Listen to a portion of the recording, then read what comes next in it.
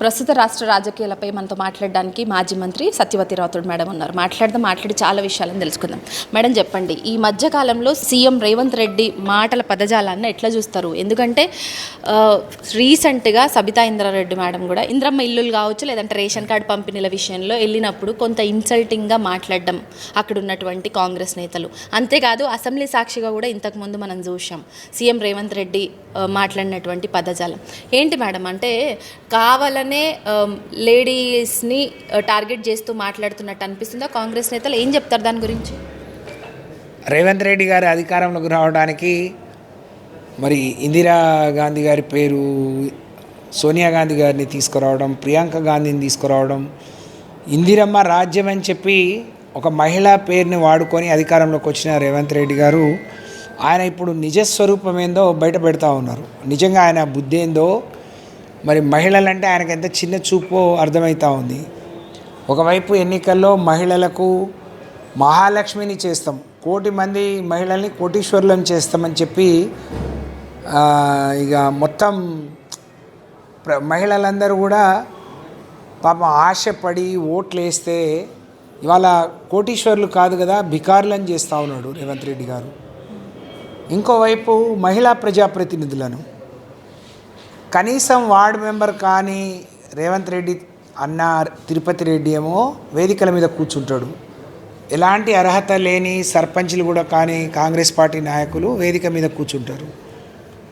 3 సార్లు మంత్రిగా దాదాపు 40 ఏళ్ళుగా రాజకీయాల్లో ఉన్న సబితా ఇంద్రారెడ్డి గారు కావచ్చు, ఎప్పుడో ఆయన జెడ్పీటీసీ కూడా కానప్పుడు మంత్రిగా అయిన సునీతా లక్ష్మారెడ్డి గారు కావచ్చు, ఈ దేశాన్ని పాలించిన మరి ప్రధానిగా పివి నరసింహారావు కూతురు వాణిదేవి గారు కావచ్చు, అంటే మహిళల్ని కించపరిస్తే లేకపోతే మహిళల్ని అవమానపరిస్తే మరి రేవంత్ రెడ్డికి వచ్చేది ఏందో అర్థం కావట్లేదు. ఆయనకు తల్లి ఉంటుంది, ఆయనకు భార్య ఉంటుంది, చెల్లెలు ఉంటారు, బిడ్డ ఉంటుంది. ఇంట్లో మహిళలు ఇంతమంది ఉన్నా మహిళల్ని వాళ్ళకు హక్కుగా వచ్చి వాళ్ళేమో అప్పనంగా వచ్చే వేటిని ఆయన నుంచి ఆశించట్లేరు, అడగట్లేరు. కేవలం ప్రోటోకాల్ వాళ్ళు ప్రజాప్రతినిధులుగా గెలిచి వచ్చిర్రు కాబట్టి వారి నియోజకవర్గాల్లో జరిగే కార్యక్రమాల్లో మాత్రమే వాళ్ళను గౌరవించాలి, వాళ్లకు సమానమైన ప్రాధాన్యత ఇవ్వాలని చెప్పి డిమాండ్ చేస్తూ ఉంటే దాన్ని పక్కన పెట్టి ఓడిపోయిన ఇన్ఛార్జీలతో లేకపోతే కాంగ్రెస్ పార్టీ నాయకులతోని ఆ కార్యక్రమం నిర్వహించడం చాలా దుర్మార్గం, శోచనీయం. రేవంత్ రెడ్డి గారు ఇప్పటికైనా ఆయన పద్ధతి మార్చుకోవాలి. రేవంత్ రెడ్డి గారి మాట తీరు చూస్తుంటే ఇప్పటికే ఈ రాష్ట్రంలో ప్రజానీకం కానీ మహిళలు కూడా రేవంత్ రెడ్డి నుంచి ఇంతకంటే గొప్ప మాటలు వస్తాయని ఆశించట్లేరు.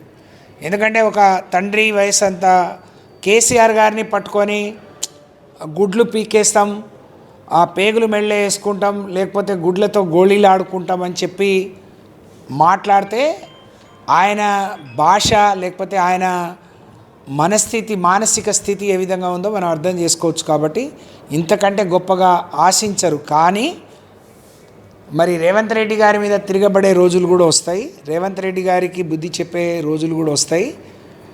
అది జరగకముందే రేవంత్ రెడ్డి గారు ఇటువంటి మాటలు మానుకోవాలి.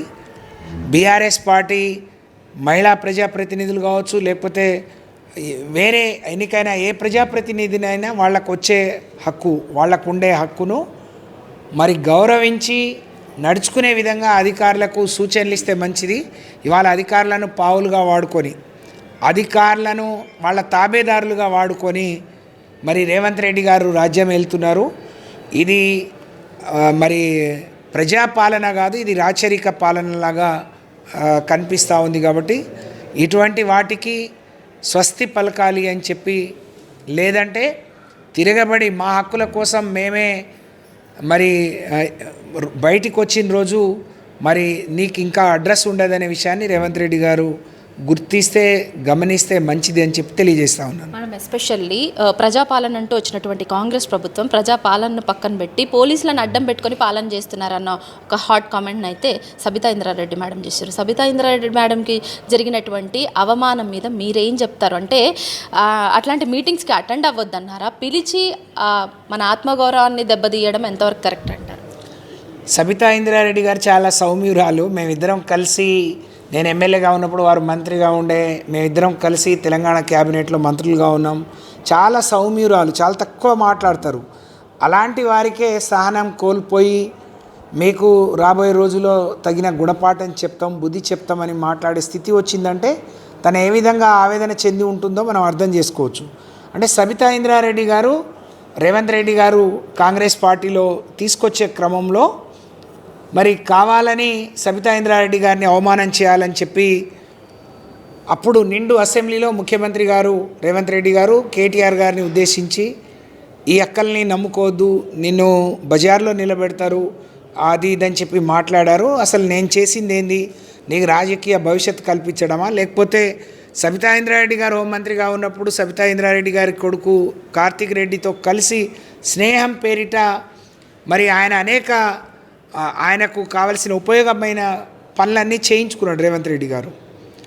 కావాలని సబితా ఇంద్రారెడ్డి గారిని అవమానపరిచే విధంగా, మహిళల్ని అవమానపరిచే విధంగా వాళ్ళు పార్టీలు మారిండ్రు, వాళ్ళు మీకు నడి రోడ్డు మీద వదిలేస్తారు, వీళ్ళని నమ్ముకుంటే ఇదంతా. అంటే నువ్వు కూడా అదే చేసావు. నిన్ను నమ్ముకొని ఆ రోజు చంద్రబాబు నాయుడు తెలంగాణ పగ్గాలు ఇచ్చిపోతే నువ్వు కూడా ఆయనను నడి రోడ్డు మీద తెలుగుదేశం పార్టీని వదిలేసి కాంగ్రెస్ పార్టీ జెండా కప్పుకొని, కాంగ్రెస్ పార్టీ కండవ కప్పుకొని ఆయనే చెప్తాడు నేను అందరినీ తొక్కుకుంటూ వచ్చినా అని. అంటే కాంగ్రెస్ పార్టీ జెండా మోస్తూ సీనియర్లుగా ఉన్న వాళ్ళందరినీ కాదని మరి ఈరోజు రేవంత్ రెడ్డి గారు ఇక్కడ రాజ్యం వెళ్తున్నారు అని అంటే సరే, కాంగ్రెస్ పార్టీ స్థాయి స్థితి ఎవరు గతి లేనప్పుడు ఆయన వాళ్ళకి అండగా నిలబడ్డాడు కావచ్చు. కానీ సబితా ఇంద్రారెడ్డి గారి మహేశ్వరం కాన్స్టిట్యున్సీకి సంబంధించిన బాలాపూర్లో రేషన్ కార్డుల పంపిణీ సీనియర్ మంత్రి శ్రీధర్ బాబుతో కలిసి పంచుకునే క్రమంలో గొడవ అవుతుంది అని అంటే గొడవల్ని నివారించాల్సిన పోలీసులు, ఒక బటాలియన్ పోలీసులు, దాదాపు 10 మంది సిఐలు, 3 డిఎస్పీలు మరి ఎందుకు అక్కడ కావాలని ఒక సమస్యను క్రియేట్ చేయాలి, అక్కడ ఏదైనా ఇష్యూ చేసి లబ్ధి పొందాలి, లేదా మేము రేషన్ కార్డులకు అడ్డు చెప్తున్నాం, ఇవ్వద్దంటున్నామని గొడవ వెళ్ళిపోతే ప్రజలకు మీకు వచ్చే రేషన్ కార్డు కూడా ఇవ్వకుండా అడ్డుపడుతున్నారని చెప్పాలని ఆయన చాలా ప్రయత్నం చేసినట్టు మేము భావిస్తూ ఉన్నాం. అందుకనే అక్కడ వాణిదేవి గారు ఉండే, సబితా గారు ఉండే, పేదలకు అన్యాయం జరగొద్దు, వాళ్ళకు వచ్చిన రేషన్ కార్డులు వాళ్ళకి ఇవ్వాలనే ఆలోచనతో మాత్రమే వాళ్ళు ఓపికగా అక్కడే ఉండి అది పూర్తయ్యే వరకు రావడం జరిగింది. కానీ మా ఓపికకు, మా సహనానికి కూడా ఒక హద్దు ఉంటుంది. అది బద్దలైన రోజు మరి మీరు భరించలేరనే విషయాన్ని రేవంత్ రెడ్డి గారు గమనిస్తే మంచిది. నువ్వు మహిళల్ని సబితా గారిని, సునీత గారిని కార్నర్ చేసి వాళ్ళను ఈ విధంగా ఏదో వ్యక్తిగతమైన మనసులో పెట్టుకొని మాట్లాడటం సరి అయింది కాదు. వాళ్ళు చాలా సీనియర్లు, నువ్వు రేపు ఉంటావో ఉండవో, కానీ ఈ భవిష్యత్తు రాజకీయాలు చాలా అవకాశాలు ఉండి తప్పకుండా ఈ రాష్ట్రాన్ని, ఈ ప్రాంతాన్ని పాలించే గౌరవప్రదమైన పొజిషన్లో సబితా గారు కానీ మిగతా మహిళా నాయకురాలు ఉంటారు. అది గుర్తుపెట్టుకుంటే మంచిదని చెప్పి తెలియజేస్తా ఉన్నాను. సో ఏ సభలు సమావేశాలు జరిగినా, ఇంకేది జరిగినా madam, CM Revanth Reddy stage ఎక్కిందంటే target KCR, KTR, Harish Rao ఉంటుండ్రు. ఈవెన్ రీసెంట్గా అంటే నిన్న వెళ్ళినటువంటి ఢిల్లీలో కూడా అక్కడ వెళ్ళింది ఒకటైతే 42% రిజర్వేషన్, బీసీల రిజర్వేషన్ కోసం ఫైట్ అయితే కేటీఆర్ని టార్గెట్గా మాట్లాడడం జరిగింది. దీన్ని ఎట్లా చూస్తారు మేడం? అంటే ప్రతిపక్షాలని టార్గెట్ చేస్తూ ఆయన స్పీచ్ ఉంటుంది అనుకుంటారా? ఏం చెప్తారు? రేవంత్ రెడ్డి గారికి రాబోయే సినిమా ఎలా ఉంటుందో అర్థమైపోతూ ఉంది. ఆయన సినిమా ఫ్లాప్ అయిపోయింది. 20 నెలలకే ఇంత ఘోరమైన అవమానం కానీ, ఫ్లాప్ కానీ, ఫెయిల్ అవ్వడం కానీ ఇంకెక్కడ చూసి ఉండం. ఎప్పుడైనా ఎవరినైనా ఒక్కసారి మోసం చేయవచ్చు, కానీ ప్రతిసారి మోసం చేయటం అనేది అది ఎవరికి సాధ్యం కాదు. అది రేవంత్ రెడ్డికి కూడా సాధ్యం కాదు.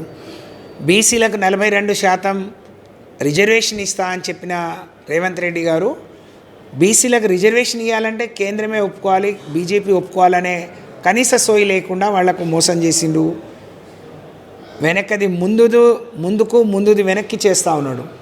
ఇక్కడేమో రిజర్వేషన్లకు సంబంధించి అసెంబ్లీలో తీర్మానం చేసి దాన్ని రాష్ట్రపతికి పంపించిండు. 9th షెడ్యూల్లో చేర్చాలి, దానికి రాజ్యాంగ రక్షణ కల్పించాలి అని అక్కడ చట్టంలో రాజ్యాంగం సవరించి తీసుకురావాలని చెప్పిండు. అది సాధ్యం కాదని చెప్పి ఇటు హైకోర్టులో స్థానిక సంస్థల ఎన్నికలు మీరు ఆలస్యం చేస్తున్నారు, మరి స్థానిక సంస్థల ఎన్నికలు నిర్వహించకపోతే పరిపాలన మరి గాడి తప్పిపోయింది, మరి మొత్తం పల్లెలన్నీ పడకేసినాయి అని చెప్పి హైకోర్టు మొటికాయలు వేస్తే హడావిడిగా మరి బీసీ రిజర్వేషన్ ఇస్తా అని చెప్పి ఇవ్వకుండా పోతే రేపు బీసీలు బుద్ధి చెప్తారని భయపడి మళ్ళీ గవర్నర్ని ఆర్డినెన్స్ ఇవ్వమని చెప్పి క్యాబినెట్లో తీర్మానం చేసిండు. ఒక అంశం రాష్ట్రపతి దగ్గర ఉన్నప్పుడు, అక్కడ పెండింగ్లో ఉన్నప్పుడు ఆ అంశం ఏ మంచో చెడో తెలియకుండా గవర్నర్ ఆర్డినెన్స్ ఇయ్యరు. ఎందుకంటే రాష్ట్రపతి అనేది సుప్రీం. మరి గవర్నర్ దానికి మరి ఆర్డినెన్స్ అక్కడేమో మీరు 9th షెడ్యూల్లో పెట్టమని అక్కడికి పంపించి మళ్ళీ నా దగ్గర ఆర్డినెన్స్కి పంపించారు. దీన్ని ఏం చేయాలని కేంద్ర న్యాయ సలహా సంఘానికి ఆర్డినెన్స్ ఇవ్వాలా వద్దా మరి నాకు ఒక డైరెక్షన్ ఇవ్వమని చెప్పి గవర్నర్ గారు కేంద్రానికి పంపిస్తే ఇక ఇది కూడా అక్కడికే పోయింది, ఇక రాదు అని నేను ఢిల్లీలో ధర్నా చేస్తాను. నేను జంతర్ మంతర్ దగ్గర ప్రజా సొమ్మును దుర్వినియోగం చేస్తూ ప్రత్యేకమైన ఫ్లైట్లు, ప్రత్యేకమైన ట్రైన్లు పెట్టుకొని ఇదేదో కాంగ్రెస్ పార్టీ బాబు సొత్తు అయినట్టు, వాళ్ళ అయ్య జాగిరి అయినట్టు ప్రజలు కట్టే పన్నుల రూపంలో వచ్చే సొమ్మును ప్రజల సంక్షేమానికి ఖర్చు పెట్టకుండా ఢిల్లీకి తీసుకుపోయి ఒకరోజు ధర్నా చేస్తే ఎంత సిగ్గు మాలిన విషయం అంటే, ఇదే రాహుల్ గాంధీ గారు ఇక్కడ రేవంత్ రెడ్డి గారు తీసుకున్న కులగణననేమో దేశవ్యాప్తంగా అప్రిషియేట్ చేస్తాడు. కానీ ఇదే రేవంత్ రెడ్డి ఢిల్లీ జంతర్ మంతర్ దగ్గర దీక్ష చేస్తే కనీసం అటువైపు కూడా చూడలేదు. అంటే కాంగ్రెస్ పార్టీ మద్దతు లేకుండా, కాంగ్రెస్ పార్టీ వద్దన్నా మరి అక్కడ పోయి దీక్ష చేయటం, మరొక్కసారి బీసీలను మోసం చేయటం. మరి ఇవాళేమో నేను ఢిల్లీది అయిపోయింది ఇప్పుడు గల్లీలో తేల్చుకుంటా అని మాట్లాడుతున్నాడు. అంటే ఒక మాట్లాడే ఏ మాటకు పొంతన లేకుండా, ఏ మాటకు సంబంధం లేకుండా సోయి తప్పిన రాజకీయాలు. వెనకటికి ఏదో అంటారు కదా, పిల్లి కళ్ళు మూసుకొని పాలు తాగితే దేశం, ప్రపంచం, లోకమంతా చీకటి ఉన్నట్టు, అంధకారంలో ఉన్నట్టు భావించి మరి పాలు తాగుతుందట. కానీ రేవంత్ రెడ్డి చేసే పని నేనేం చేసినా నమ్ముతారు అనుకొని మూర్ఖంగా పోతే రేపు ఇదే బీసీలు, ఇదే వెనుకబడిన వాళ్ళు నీకు సరి అయిన రీతిలో బుద్ధి చెప్తారు. అలాగే ప్రతి వేదిక మీద కేసీఆర్ గారిని, కేటీఆర్ గారిని టార్గెట్ చేస్తే మరి సూర్యుడి మీద ఉమ్మేస్తే వచ్చి అది నీ మీద పడుతుంది తప్ప దానివల్ల కేసీఆర్, కేటీఆర్, హరీష్ రావు గారికి జరిగేది ఇది ఉండదు. వాళ్ళు తప్పకుండా తెలంగాణ సాధకులు, తెలంగాణ సాధించింది, తెలంగాణను దేశంలో అగ్రగామిగా నిలబెట్టిన నాయకులు వాళ్ళు. కాబట్టి నువ్వు వాళ్ళని చూసి ఏదో నక్కను చూసి, పులిని చూసి నక్కవాతలు పెట్టుకున్నట్టు ఉంటుంది తప్ప రేవంత్ రెడ్డి గారు వాళ్ళ నుంచి అంతకంటే నువ్వు ఇంకేం సాధించలేవనే విషయాన్ని గుర్తించుకుంటే మంచిది. అంటే ఆర్డినెన్స్లో ఏదో జరగకుండానే ఏదో జరిగిపోయినట్టు సంబరాలు చేసుకుంటున్నారు. అంతేకాదు ఇండియా కూటమితో మేము అక్కడ జంతర్ మంతర్ వద్ద ధర్నా చేస్తామంటారు. పెద్ద నాయకులు ఎవ్వరు కూడా అంటే సోనియా గాంధీ కావచ్చు, లేదంటే రాహుల్ గాంధీ కావచ్చు, ప్రియాంక గాంధీ, ఇట్లా ఎవ్వరు కూడా ఆ ధర్నాలో పార్టిసిపేట్ చేయలేదు. దీన్ని ఎట్లా చూస్తారు మేడం? సభ సక్సెస్ అంటారా? అంటే అక్కడ జరిగినటువంటి బీసీల రిజర్వేషన్ కోసం వీళ్ళు కాంగ్రెస్ పార్టీ చేస్తున్నటువంటి సభ కేంద్రం మీద ఒత్తిడి తీసుకొస్తూ అది సక్సెసా లేదంటే ఫ్లాప్ అయిందా? ఏం చెప్తారు దాని గురించి చెప్పమంటే? ఈ దేశంలో 28 రాష్ట్రాలు ఉన్నాయి. 29వ రాష్ట్రం అంటే ఒక రాష్ట్రం మెర్జ్ అయిన తర్వాత 28 రాష్ట్రాలు ఉన్నాయి. 28 రాష్ట్రాలు ఒక రేవంత్ రెడ్డి వాళ్ళకు ఒక అణువుతో సమానం.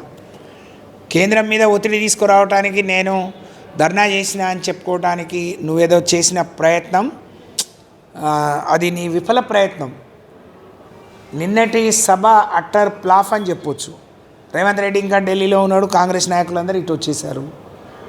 కాంగ్రెస్ పెద్దలు ఢిల్లీలో ఉండి మల్లికార్జున్ ఖర్గే రాలేదు, రాహుల్ గాంధీ రాలేదు, ప్రియాంక తెలంగాణకు వచ్చి హామీలు ఇచ్చేటప్పుడు సోనియా గాంధీ ఒక్కడికి వస్తుంది, మల్లికార్జున్ ఖర్గే ఒక్కడికి వస్తాడు, రాహుల్ గాంధీ, ప్రియాంక గాంధీ వరుస పెట్టుకొని ఇక మొత్తం మీరు ఏం చేయొద్దు, మేము అన్నీ వండి వార్చి నోట్లో పెడతాం, మీరు ఉట్టిగానే ఉండండి అని చెప్పినట్టు మాట్లాడిపోయిండు.